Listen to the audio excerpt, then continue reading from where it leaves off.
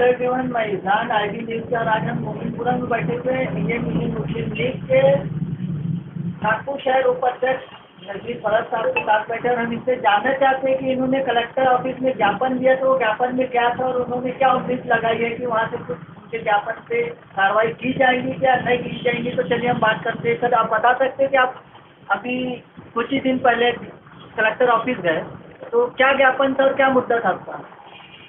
अजान साहब, सबसे पहले मैं इंडियन यूनियन मुस्लिम लीग नागपुर की तरफ से आपका बहुत बहुत शुक्रिया अदा करता हूं, आपको थैंक्स अदा करता हूं कि आप नागपुर IUML के ऑफिस में आए और हालात हाजरा के ताल्लुक से आप हमसे कुछ सवालात करना चाहते हैं और मालूमात लेना चाहते हैं।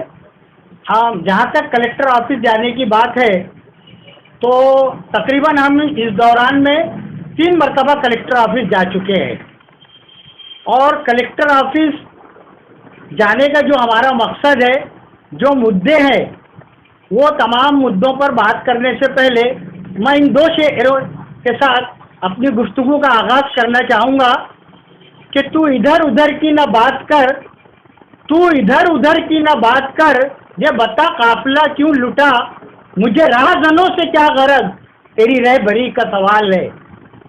भारत दुनिया का सबसे बड़ा लोकतंत्र वाला देश है। भारत में संविधान है, डॉक्टर बाबा साहेब आम्बेडकर की अध्यक्षता में संविधान बनाया गया। संविधान ने भारतीय नागरिकों को बहुत सारे अधिकार दिए, फंडामेंटल राइट्स दिए। आर्टिकल 15, आर्टिकल 25 जो है वो भारतीय नागरिकों के फंडामेंटल राइट्स का ऐलान करता है।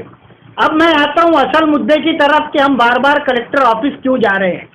तो अजान साहब, मैं एक बात कहना चाहूँगा कि सन 1914 के बाद हमारे देश के हालात अचानक बदलना शुरू हो गए हैं, और इन हालात को बदलने के अंदर कुछ ऐसी शक्तियां काम कर रही है जिनको किसी ज़माने में हिंदू महासभा के नाम से जाना जाता था, जनसंघ के नाम से जाना जाता था।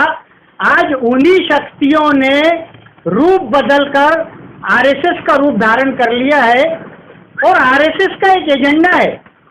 उस एजेंडे के ऊपर बड़ी शांति के साथ, बड़ी चालाकी के साथ, बड़ी होशियारी के साथ, बड़ी मक्कारी के साथ देशवासियों को बांटने का काम किया जा रहा है। धर्म के नाम पर अधर्म फैलाया जा रहा है, लोगों के अंदर नफरत की दीवारें पैदा की जा रही है।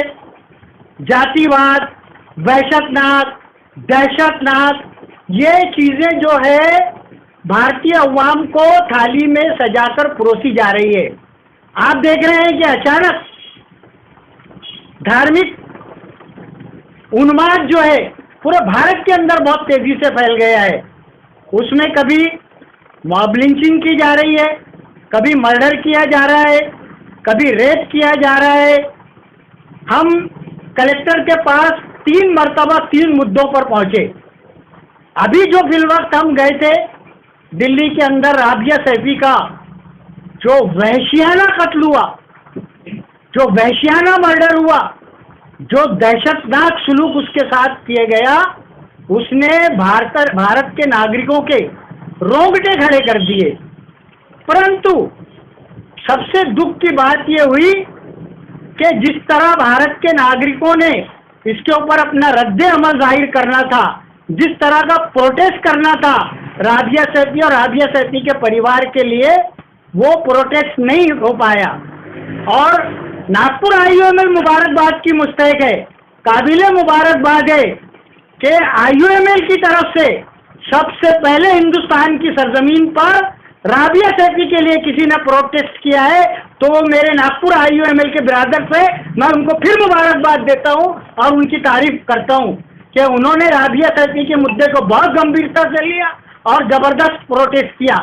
इससे पहले एक बार हम गए थे देश की राजधानी दिल्ली, जो फिर हिंदुस्तान में ही फेमस नहीं है, पूरे इंटरनेशनल लेवल पर फेमस है, और वहाँ का सबसे फेमस इलाका जंतर मंतर, संसद मार्ग पर फिरका परस्त ताकतों ने खुलेआम मुसलमानों के खिलाफ वहाँ पर मुजाहिरा किया था, और ऐसा खतरनाक मुजाहिरा किया था कि सिर्फ मुसलमानों के धर्म पर हमला नहीं किया था, मुसलमानों के वजूद पर हमला किया था।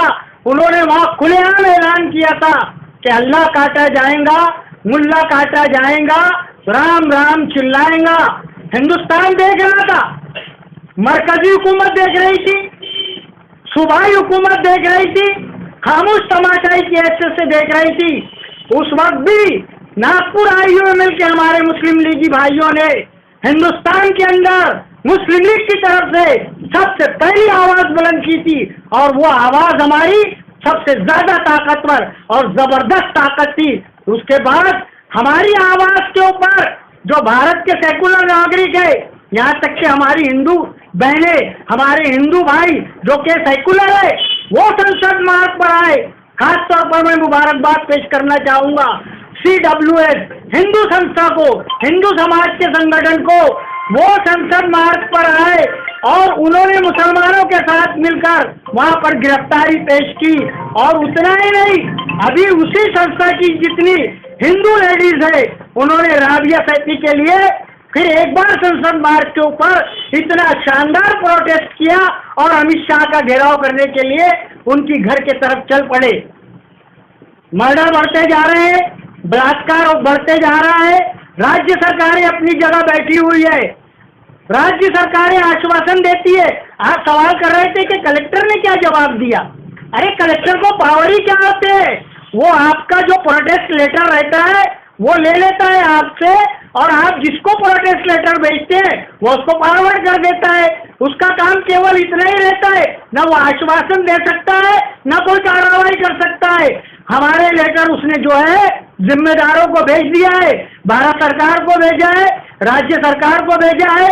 अब भारत सरकार की जिम्मेदारी बनती है, राज्य सरकार की जिम्मेदारी बनती है कि देश के अंदर सभी समाज के लोगों की सुरक्षा करना चाहिए, रेप और मर्डर को रोकना चाहिए, मॉब लिंचिंग को रोकना चाहिए। अगर हम उदाहरण पेश करें तो आज वेस्ट बंगाल का सबसे शानदार उदाहरण ममता दीदी के रूप में आपके सामने हम पेश कर सकते हैं। मॉब लिंचिंग बहुत से स्टेट में हुई, उत्तर प्रदेश में, मध्य प्रदेश में, दिल्ली में, राजस्थान में और कई सूबों में हो रही है, लेकिन कहीं पर कोई कड़क एक्शन नहीं लिया जा रहा है। हमारे वेस्ट बंगाल की जो चीफ मिनिस्टर है ममता दीदी, हम इंडियन यूनियन मुस्लिम लीग की ओर से उनको धन्यवाद देते हैं, मुबारकबाद पेश करते हैं कि उन्होंने मॉब लिंचिंग के ऊपर इतना कड़क कानून बनाया है, इतना कड़क कानून बनाया है कि मॉब लिंचिंग होने के बाद जिसके साथ मॉब लिंचिंग की गई, अगर वो मर जाता है खुदा ना खास्ता, तो मॉब लिंचिंग करने वालों को उम्र कैद और सजाए मौत की सजा ममता दीदी ने मुकर्रर की है। इतना जबरदस्त बिल लाया उन्होंने और उसको पास किया।